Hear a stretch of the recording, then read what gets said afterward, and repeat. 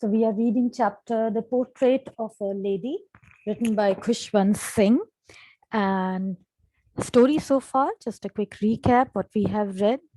So we have seen that here the author, he describes a vivid picture of, what we can say, vivid account of his relationship with his grandmother, right? He starts by sharing about the information about his grandmother. He describes his grandmother in the opening paragraph, that how she was an old, short, fat lady with wrinkled face, right?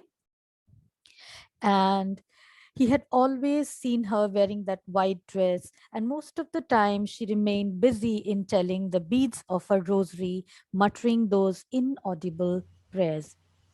And in her white dress, he said that how she appeared to be a picture of serenity.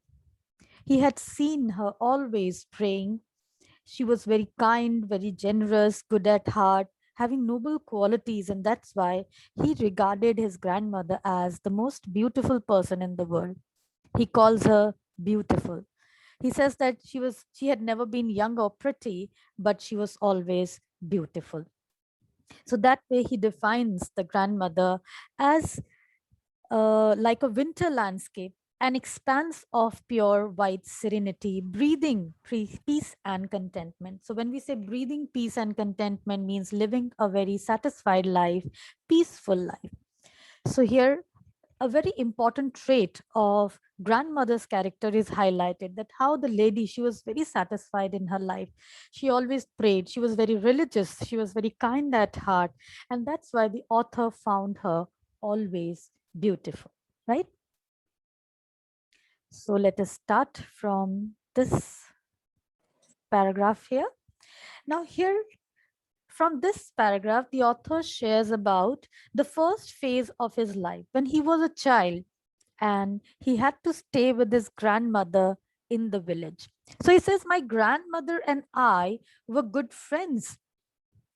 My parents lived with her when they went to live in the city, and we were constantly together. Now, because of some work, as the parents, they had decided to settle down in the city. So here we see that how they decided to leave their son with the mother, that is the grandmother there. So he says that they had become good friends while staying in the village. So the parents, they left for the city because they had to settle down things in the city. So we were constantly together there. The author says that they were together, spending the whole time together. She used to wake me up in the morning and get me ready for school. She said her morning prayer in a monotonous sing song while she bathed and dressed me, in the hope that I would listen and get to know it by heart. So he describes about this relationship, that how it grew into a strong bond. And it started from the morning, how the grandmother, she would wake the narrator up and in the morning get him ready for the school.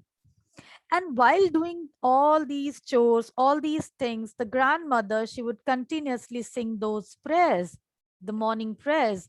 And the narrator, he said that he found those prayers to be little monotonous one, boring ones, the sing song, the continuous singing of the prayers that the grandmother would sing during those times, how she would get him ready for the school, but at the same time, she would continuously sing the prayer.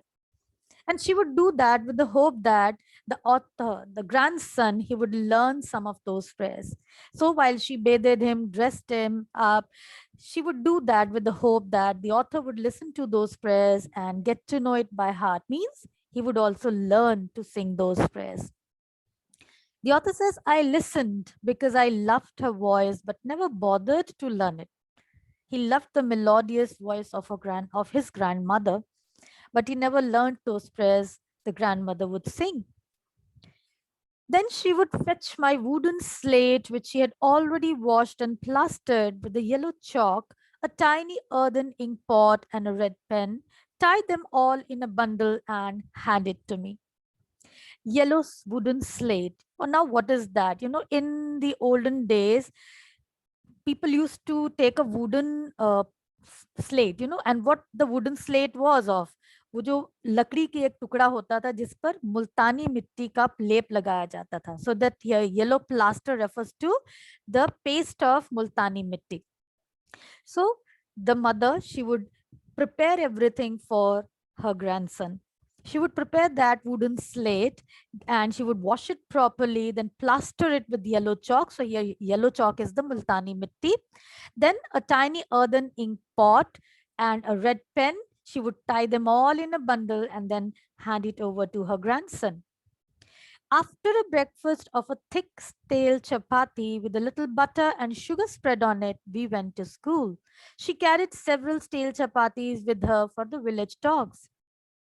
So she would prepare the breakfast. And what was the breakfast made of? It was a stale chapati. Stale chapati means जो बासी रोटियां होती थी. पुराने जमाने में क्या करते थे लोग? मक्की की रोटी पर मक्खन लगा लेते थे, उस पर नमक स्प्रेड करते थे या चीनी स्प्रेड करके उसे खाते थे. So she would prepare that stale chapati by spreading the butter and sugar on it. And then the author, he would eat it and they would together go to school. She also carried several stale chapatis with her for the village dogs. Now, here we see another trait that how she was kind towards animals as well. She was an animal lover and she would feed those village street dogs. She would take care of those dogs as well. So that's why she would carry those stale chapatis along with her when she went to the school with the grandson. My grandmother always went to school with me because the school was attached to the temple. So the school was in the courtyard of the temple. पुराने जमाने में जो मंदिर के पंडित हुआ करते थे वही बच्चों को पढ़ाते थे. They would teach the children as well. So it was in the courtyard of the temple. So that's why the grandmother would also accompany her grandson. She would go along with the grandson to his school. The priest taught us the alphabet and the morning prayer. So the priest of the temple, the pandit there, he would teach the children the alphabets and the morning prayer as well. While the children sat in rows on either side of the veranda, singing the alphabet or the prayer in chorus, chorus means singing together, my grandmother sat inside reading the scripture. Scriptures here refers to the holy books. जो holy ग्रंथ होते थे, भगवद गीता पढ़ना, ग्रंथ साहिब में से कुछ पढ़ना. So that way she would sit there in the temple and read those books. So here we also know that the grandmother, she also knew how to read and write. So while the author would study there, she would sit there and read holy books in the temple. When we had both finished, we would walk back together. This time, the village dogs would meet us at the temple door. They followed us to our home, growling and fighting with each other for the chapatis we threw to them. So, while returning back, the chapatis that is mentioned here, that she would carry several stale chapatis with her for the village dogs. So, while returning from the temple, she would give those chapatis to those street dogs, and the street dogs, they would follow them, growling and fighting. So, street dogs also knew the grandmother very well. So, they would follow them, and thus they would keep on fighting for the chapatis thrown by them. So, जो रोटियां वो लेकर जाती थी, dogs उनको खाने के लिए एक दूसरे से झगड़ा करते पाए जाते थे, वो ग्राउल करते हुए उनका पीछा किया करते थे for those chapatis. When my parents were comfortably settled in the city, they sent for us. That was a turning point in our friendship. So we have now read about that how staying in the village, the author and the grandmother, they had developed a great bond. उनके बीच एक बहुत गहरा रिश्ता जो था वो develop हुआ था. They used to spend the whole day together. So the grandmother, she would wake the author. She would then prepare him for the school, prepare his breakfast, and then she would accompany him, then come back and help the author in his homework as well. So that way we see that how this used to spend whole day together. But things changed when the author shifted to the city.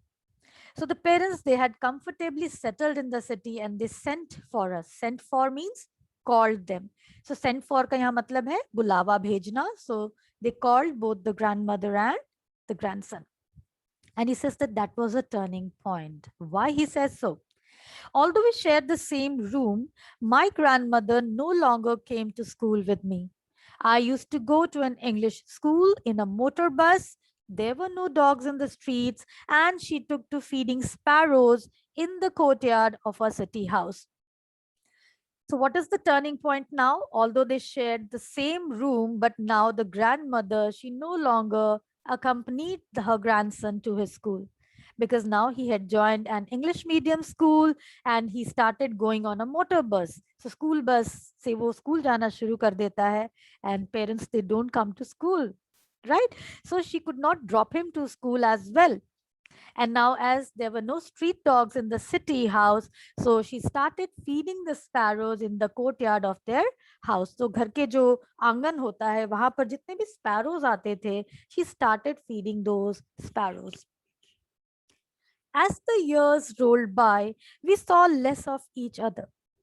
So as the narrator grew, जो उनका रिश्ता था उसमें गहरा change आने लगा. जो time वो स्पेंड किया करते थे, वो जो समय था, वो रिड्यूस होने लगा. They saw less of each other now. For some time she continued to wake me up, get me ready for school. When I came back, she would ask me what the teacher had taught me. I would tell her English words and little things of Western science and learning, the law of gravity, Archimedes' principle, the world being around, etc. This made her unhappy. She could not help me with my lessons. So इस turning point का जो सबसे पहला हिस्सा है वो क्या था, that as the narrator had joined an English medium school, so now when he would come back from school, he would tell all these new things to the grandmother, the English words about the law of gravity, the science things, the Archimedes principle, the world around. When he would share these things, the grandmother, she could not understand any of these, and thus she became little upset. She became little unhappy because now she could no longer help him with the lessons. जब वो गांव में थे, village school में जो चीजें पढ़ाई जाती थी, that was prayer related to holy books, alphabets, those things grandmother knew very well. So she used to help her grandson in those lessons, but now she was helpless here, and thus she became a little yeah, helpless here. She became little upset here because she could no longer teach her grandson, spend time with her grandson that way. She did not believe in the things they taught at English school and was distressed that there was no teaching about God and the scriptures. And this thing actually made her more upset because there was no teaching about God and scriptures in the English medium schools. One day I announced that we were being given music lessons. She was very disturbed. To her, music had lewd association. It was the monopoly of harlots and beggars and not meant for gentlefolks. Grandmother, she believed that music was not meant for the civilized people of the society. It had vulgar association. How vulgar? Because she believed that it was meant for the prostitutes and the beggars. जो लोग prostitution में involve होते थे, जो लोग beggars होते थे, it was just meant for those people. आप देखो पुराने जमाने में नाचना गाना फॉर एंटरटेनमेंट से, फॉर कमर्शियल पर्पस, उससे जो सिविलाइज सोसाइटी के लोग होते थे वो उसे अच्छा नहीं मानते थे और वो अपने घर के बच्चों को ऐसी चीजें सीखने भी नहीं देते थे, राइट? लेकिन देखिए आजकल ऐसा नहीं है. Openly children learn, they participate in these kind of competitions as well. So the grandmother, she had this orthodox thinking and she considered the learning of music that it was not meant for the civilized people of the society. It had a lewd association, a vulgar association, which was the sole right. Monopoly means the sole right of the harlots and the beggars and not for gentlefolk. But she said nothing, but her silence meant disapproval. She rarely talked to me after that. So, this was the first turning point, that the grandmother had stopped talking to her own grandson. But see how somewhere the grandmother, she had realized this fact that the modern teaching, the music, it was somewhat important for her grandson to learn. Although she kept silence, which meant that she was not giving her approval for this learning part of music, but she stayed quiet because somewhere she knew that this was important for her grandson. So she remained quiet, but she had stopped talking to her grandson after that. So this was the first turning point. So first part is shifting to the city where the grandmother could no longer accompany her grandson. Then she could not understand the modern teaching given to the author, the grandson there. She was helpless as she could no longer help her grandson with the homeworks. She was also distressed with the fact that there was no teaching about God and the holy books. And this thing made her more disturbed when she came to know that the grandson was being given music lessons in the school, but she kept quiet as somewhere she realized that it was important for her grandson. Now, then came another phase here. When I went up to university, I was given a room of my own. The common link of friendship was snapped. Snapped here refers to broken. So this is the second phase now. So when the author grew up, he went to university, he was given a separate room. Obviously when children grow, they are given a separate room. So इससे क्या होता है, जो घर के बुजुर्ग होते हैं उनसे जो बच्चों का समय बिताने का जो एक होता है टाइम, वो कम होते जाता है. They no longer see each other, they no longer sit with each other, talk to each other, and the same happened with the grandmother as well. So when the author was given a separate room, it seemed that this friendship was broken, it was snapped. My grandmother accepted her seclusion with resignation. Seclusion means the isolation. She was left alone, although there were members in the house. The mother was there, father was there, grandson was there. So everybody was there, but still she was alone. She felt isolated somewhere, but she accepted this with resignation. Resignation means an attitude of submission. कि किसी भी चीज के खिलाफ बोलना नहीं, but you should just accept it. So it was a passive submission to her secluded life. She just agreed whatever was happening there. She did not oppose anything in the house. वो कुछ भी oppose नहीं करती थी. हमने देखा है ना, शुरू में पढ़ा उनके बारे में कि कैसे she breathed peace and contentment. She used to remain satisfied with every circumstances.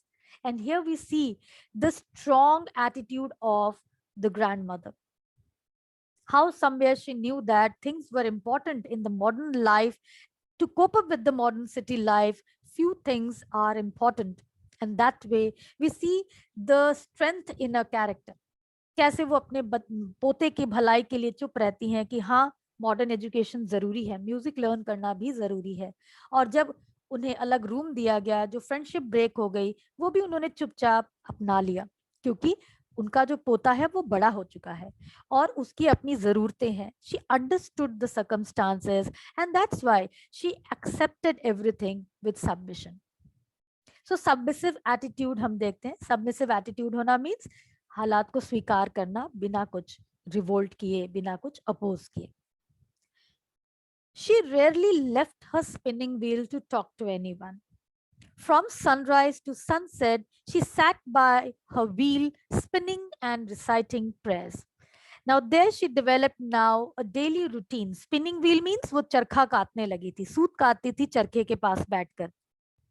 So she rarely left her spinning wheel. The whole day she would just sit by the spinning wheel and keep on reciting the prayers. So वो भजन गुनगुनाती रहती थी, चरखा काटती रहती थी. And this was the whole day routine of the grandmother from sunrise to sunset. Only in the afternoon she relaxed for a while to feed the sparrows. While she sat in the veranda, breaking the breads into little bits, hundreds of little birds collected round her, creating a veritable bedlam of chirrupings.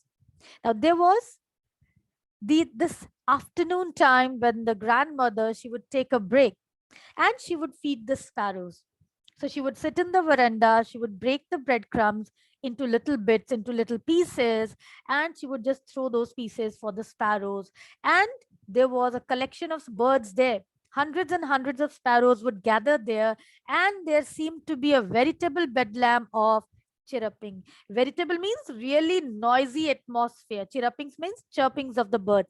चारों ओर चिड़ियों के चहचहाने की आवाज होती थी. दोपहर जो था वो पूरा गूंज उठता था with the chirrupings of those birds. So veritable bedlam means real noisy atmosphere in the afternoon in the courtyard of the city house.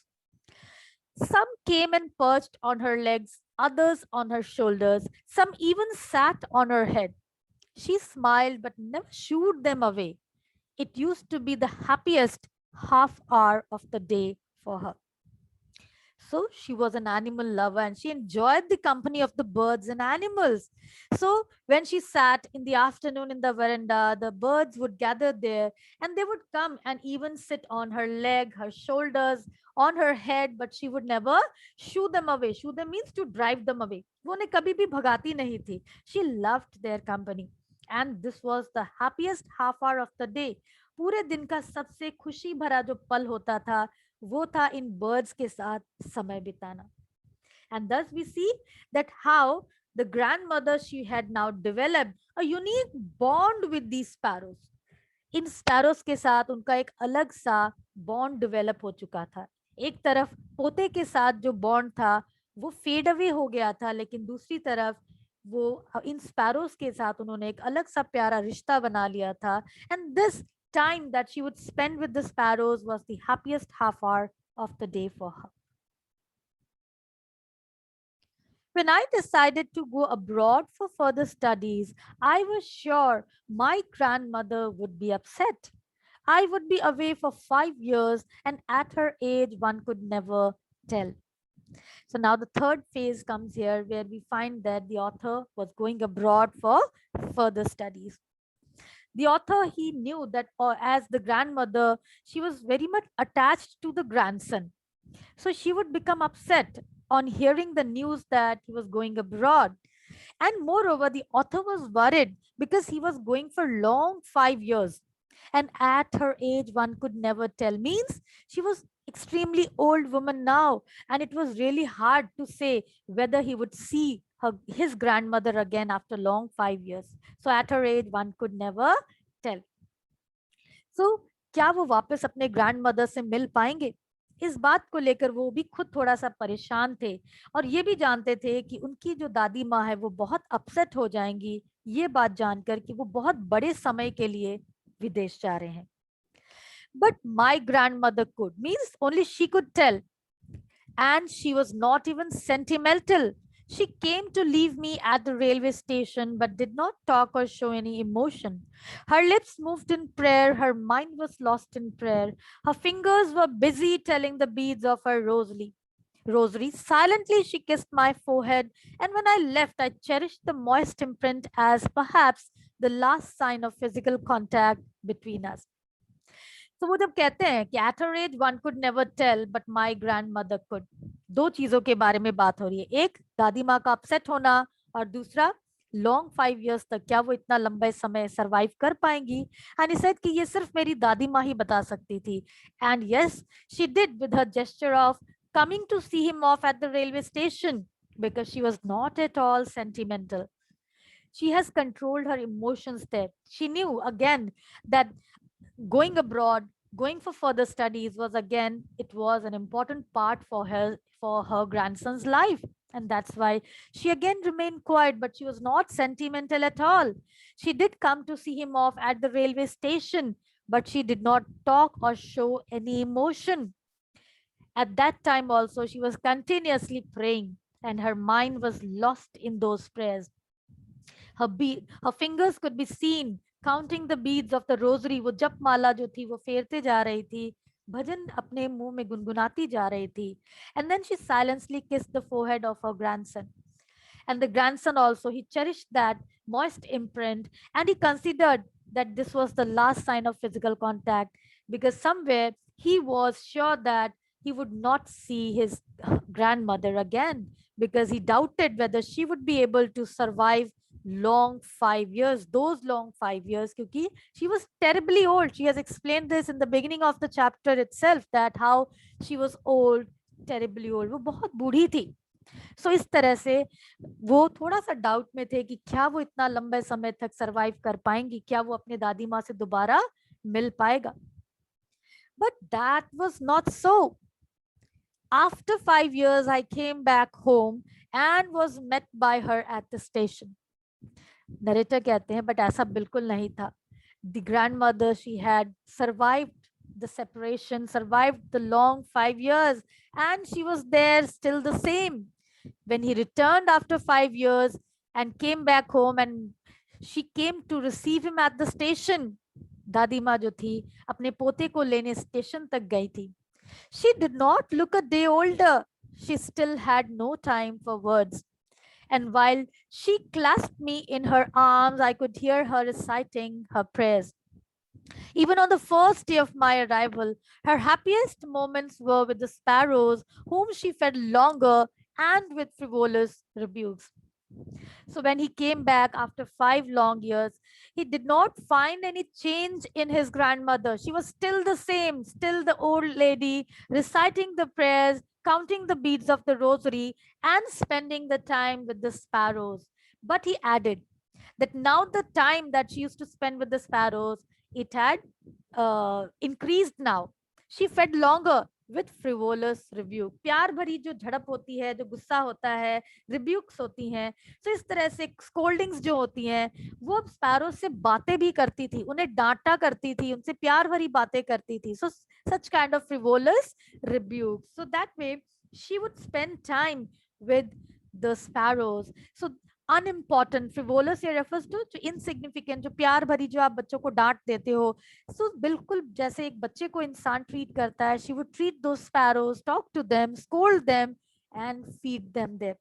And this was the change that he had noticed. So on the first day of the arrival of the grandson, still she was singing the prayers, spending time with those sparrows, and now the time has increased and she used to talk to them, she would scold them. So I think I should stop here today. The concluding part of the story, we will cover it in the next session. But in case you have doubt, let me have your quiz here. Okay.